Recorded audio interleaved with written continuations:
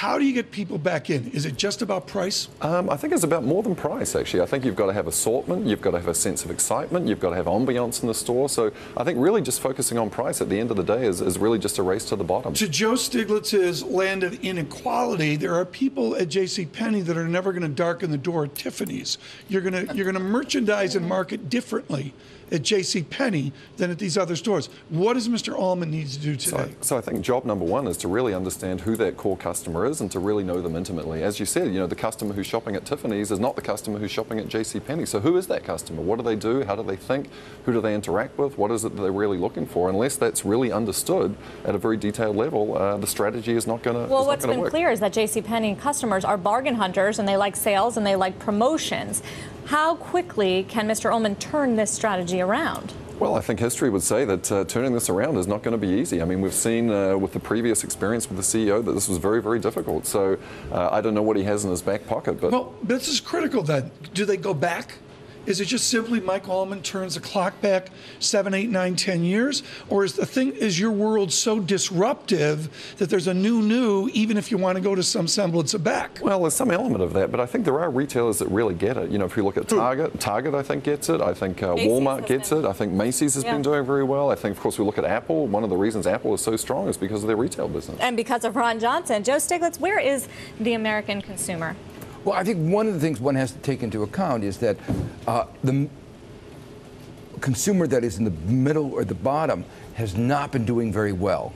That incomes have been going down. Well, Steve Roach says they're flat on their back. He was in earlier this week saying they're flat on their back. Steve is absolutely right. Wealth is back to the level that it was 20 years ago. So people are, there was an optimism back in 2007.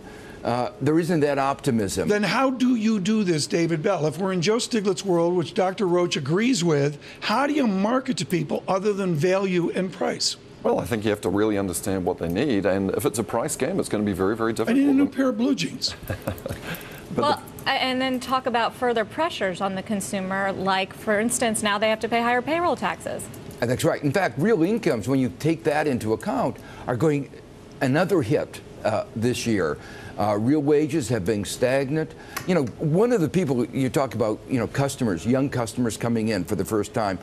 The fact is that the real wages of the new entrants in the labor force, both high school graduates and college graduates, are down markedly. So, they're not entering with a sense of enthusiasm of future. It's really a constraint. Within this milieu, which is, I'm going to suggest, is a milieu of JCPenney, they've got to affect a plan today, given all their cash challenges and that. How do you, at a fancy school like Wharton, say to Mike Allman, go private or stay public? How do you determine that?